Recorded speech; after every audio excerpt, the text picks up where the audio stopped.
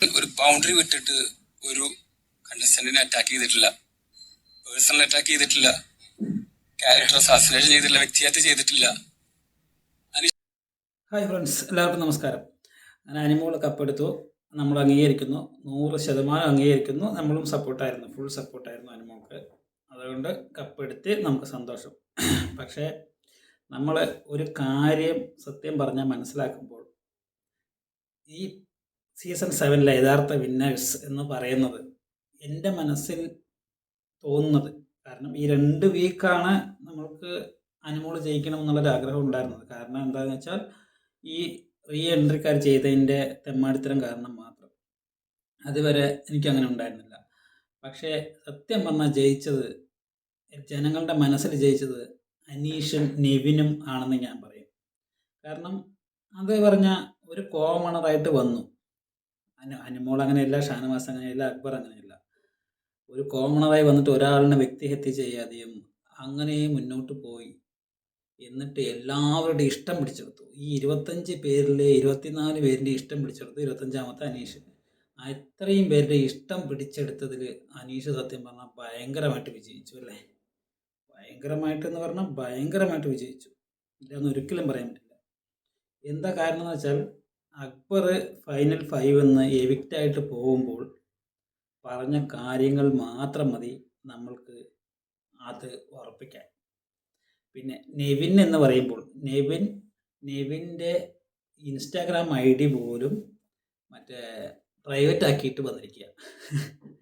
Instagram ID പോലും private ആക്കിയിട്ട് വന്നിട്ട് ആളെ ഇത്രയും പേരിൻ്റെ പ്രീതി പിടിച്ച് പറ്റണമെങ്കിൽ ഒരു PR വർക്കോ ഒരു കാര്യങ്ങളോ ഇല്ലാതെ പിന്നെ ഇങ്ങനെ വരണമെങ്കിൽ ആലോചിച്ച് നോക്കിയേ. അത് അന്യായ വിജയം തന്നെയാണെന്ന് നമുക്ക് പറയാൻ പറ്റുള്ളൂ. അന്യായ വിജയം തന്നെയാണ്. അപ്പോൾ നമുക്ക് അക്ബർ പോകുന്ന സമയത്ത് അനീഷിനോട് പറഞ്ഞ വാക്കുകളൊന്ന് നിങ്ങളൊന്ന് കേട്ട് നോക്കിക്കേ, കണ്ടു നോക്കിക്കേ. അനീഷേട്ടൻ്റെ അടുത്ത് പറയാനുള്ളത്, അനീഷേട്ടൻ നല്ല സ്ട്രാറ്റജി ആയിരുന്നു. നമ്മൾ അതുപരമായിട്ട് ഒരുപാട് വഴക്കുകൾ ഉണ്ടായിട്ടുണ്ട്. പക്ഷെ ഞാൻ മനസ്സിലാക്കുന്നത്, അനീഷേട്ടൻ ഒരു ബൗണ്ടറി വിട്ടിട്ട് ഒരു കണ്ടസ്റ്റന്റിനെ അറ്റാക്ക് ചെയ്തിട്ടില്ല, പേഴ്സണൽ അറ്റാക്ക് ചെയ്തിട്ടില്ല, ക്യാരക്ടർ അസാസിനേഷൻ ചെയ്തിട്ടില്ല, വ്യക്തിഹത്യ ചെയ്തിട്ടില്ല.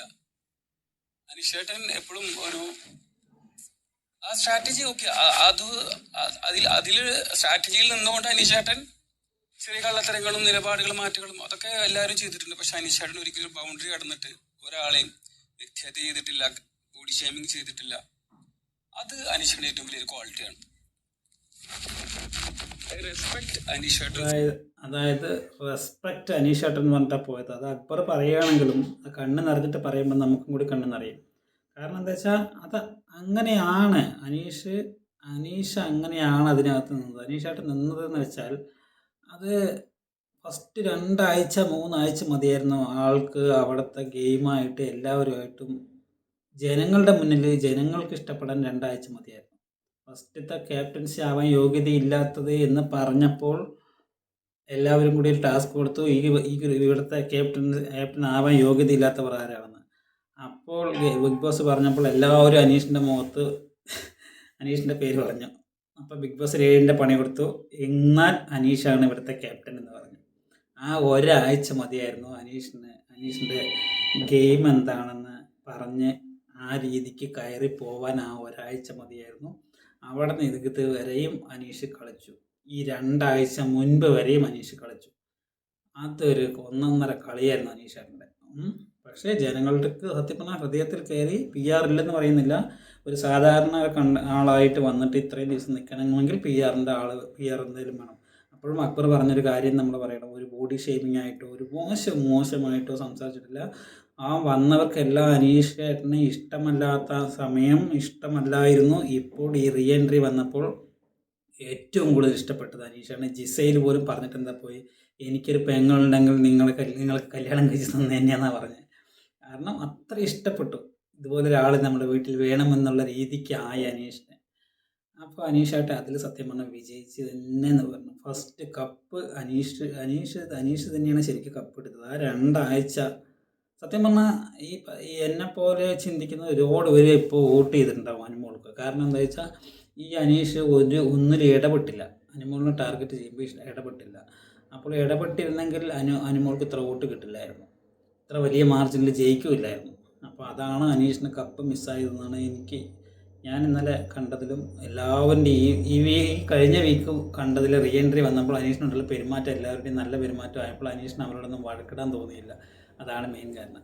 പിന്നെ അടുത്തത് നെവിനെ പറയുകയാണെങ്കിൽ, നെവിൻ ഒരു അസാധ്യ ഗെയിമർ തന്നെ, ഒരു എൻ്റർടൈനർ എന്ന് വെച്ചാൽ 100 ദിവസവും എൻ്റർടൈൻ ചെയ്യുക എന്ന് പറഞ്ഞാൽ അതൊരു ഭയങ്കരമായിട്ട് കഴിവാണ്.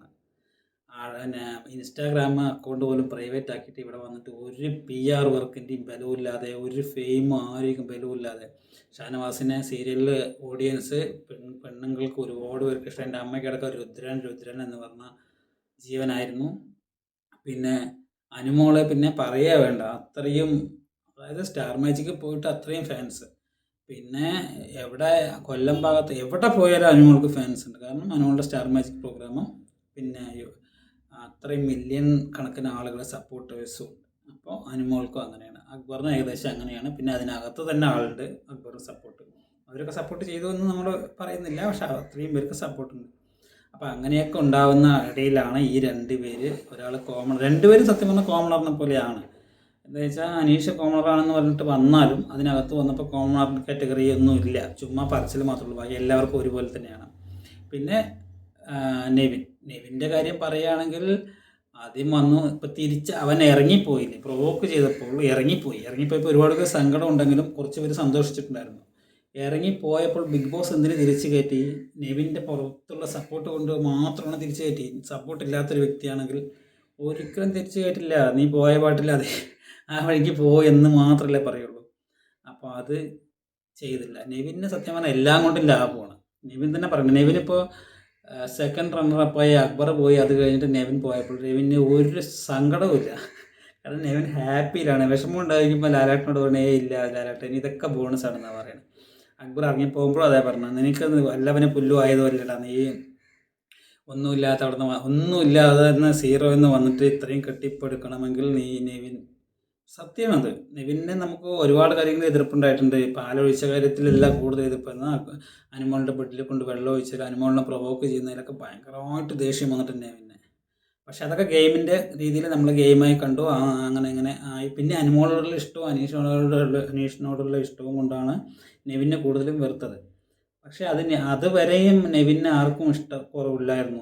ഫസ്റ്റ് വന്നിട്ട്, അതായത് കറക്റ്റായിട്ട് പറയുകയാണെങ്കിൽ ഈ ബിഗ് ബോസ് ഹൗസിലുള്ളവരുടെ വീട്ടുകാർ വന്നിട്ട് ഫാമിലി റൗണ്ട് വന്നതിന് ശേഷമാണ് നെവിനെ എല്ലാവർക്കും, കുറച്ച് പേർക്കെങ്കിലും ഇഷ്ടമല്ലാതായി പോയത്. കാരണം നെവിൻ്റെ മനസ്സിലായി നെവിന് പുറത്തുള്ള സപ്പോർട്ട് ഉണ്ടെന്ന് ഫാമിലി റൗണ്ട് വന്നപ്പോൾ എന്തെങ്കിലും ക്ലൂ കിട്ടുമല്ലോ. കാരണം വന്നവർക്കൊക്കെ നെവിനെ ഇഷ്ടമാണ്, കുട്ടികൾക്കൊക്കെ നെവിനെ ഇഷ്ടമാണെന്ന് പറഞ്ഞപ്പോൾ മനസ്സിലായി നെവിന് അപ്പോൾ ഇനി എനിക്ക് എന്ത് കളിയും കളിക്കുക എന്നുള്ളത്. കാരണം ഇനി ബോണസാണല്ലോ കിട്ടുന്നതല്ല.